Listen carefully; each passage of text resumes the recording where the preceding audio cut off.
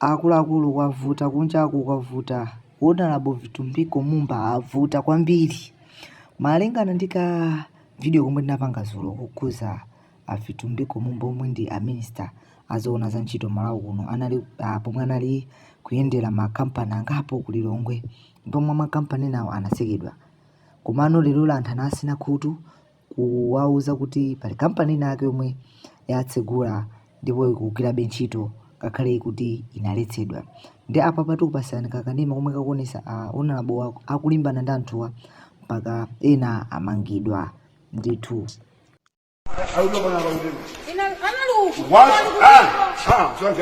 What did I tell you today? You said we should not work. What are you doing today? We called your PA asking what we should do. He said we should fix. What did I tell you? Who is the PA? Who gave the number for the PA? He gave me the number. Malawi. Who is he?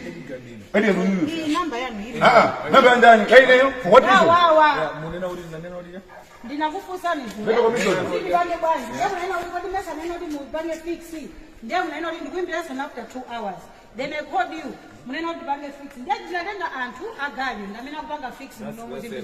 called me to Bangi by Nayodi, I'm not the minister, and Runa and Nazoti Mukonse Kumenego. That was it.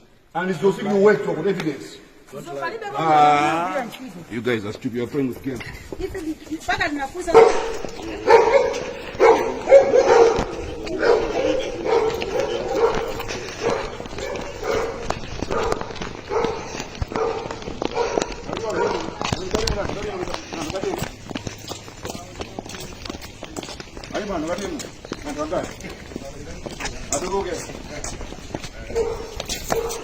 No se lo